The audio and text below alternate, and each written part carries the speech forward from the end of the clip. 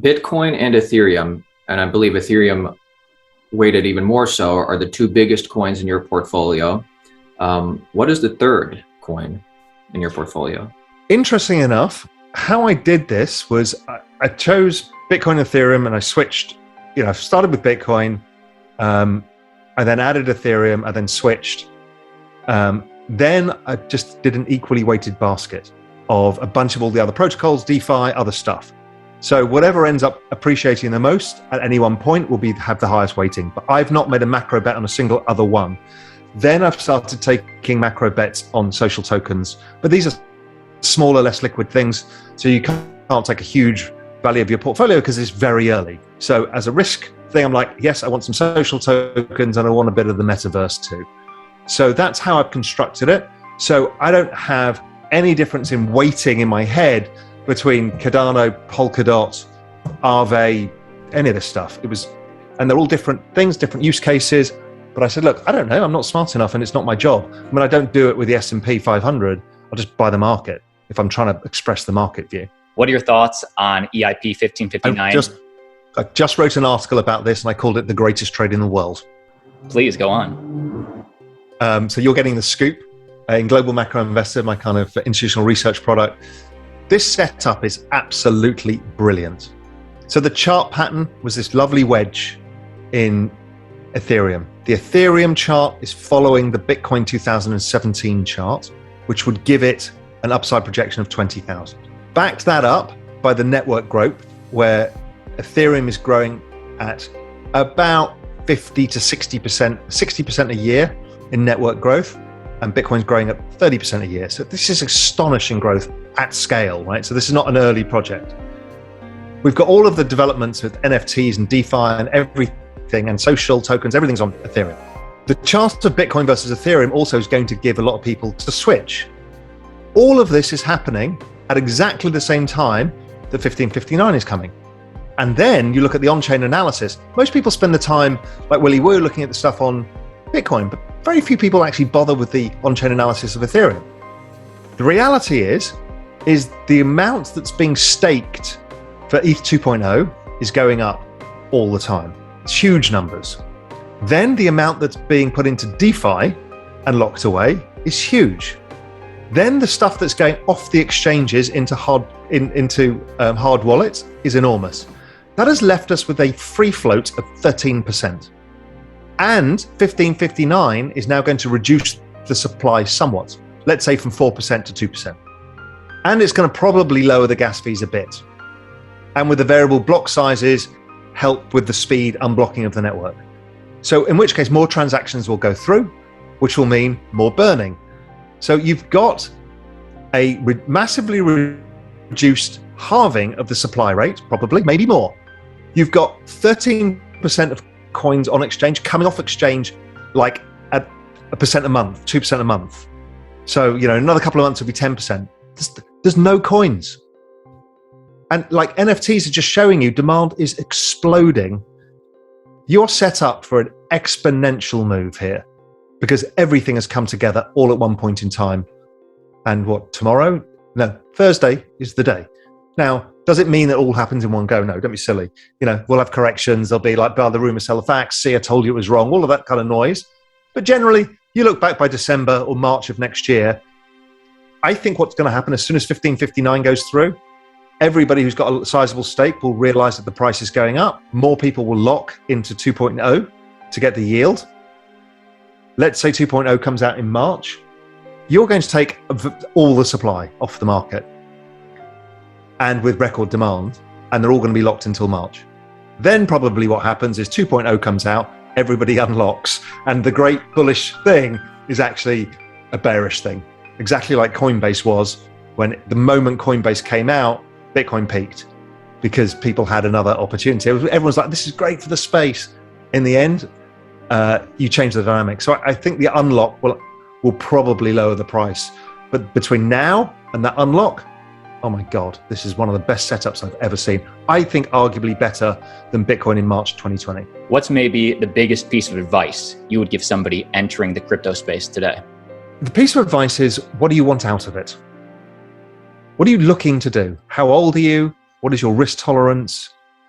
Are you looking to learn? Do you want to figure out how markets work and this looks interesting to you? Well, then decide, okay, in that case, don't go all in. Just put a bit of money in and get a feel for it. Get an understanding of what these different things are, what project really works for you, and enjoy the process of learning, losing money, making money, being the dumbass, and then thinking you're a hero and then realizing you're not. All the things that every person who ever invests has to go through, do it and enjoy it. And if you can write notes so you actually learn, it's really, really useful. If on the other hand, you're saying, okay, what I want to do is I want to get exposure to this space because I want a long-term investment. I want to build a significant thing like I would have done to my 401k or in addition to my 401k, then that's a different conversation. Then what you would do is start looking for portfolio allocation, which is, okay, safety first. You want the highest quality product with most of your money in it. So that would be Bitcoin. And then you probably want Ethereum, a decent size because the network effect and its use cases are so enormous. And then after that, you start thinking like I'm thinking. It's like, what do I know about the next part of this? Do I have any informational edge? Do I just buy the Bitwise 10 and just do that? Is that a smarter way of getting that investment? Probably. And then maybe in a couple of years' time, when you're starting to understand areas that really excite you, it might have been DeFi, it might be social tokens, it might be anything, it might be NFTs, that you can start then allocating a bit more of your own money into those bets. So that's how I play it. It really depends what kind of thing you're trying to get out of it. You can get both out of it as well. You can put your regular dollar cost averaging plus a few lump sums in as you go, and you can have a trading account and lose all the money and be the complete ape. And that's okay. You can be both. Let's say you weren't the successful businessman and investor that you are. Let's say you had a risk profile of you're relatively young and you don't have a lot of money, maybe $1,000, but you wanted to take advantage of hopefully the best part of the rest of this bull run. How would you turn $1,000 into $1 million? Like, what would you do if you had nothing? You never start an equation with that. Right? That's just not investing.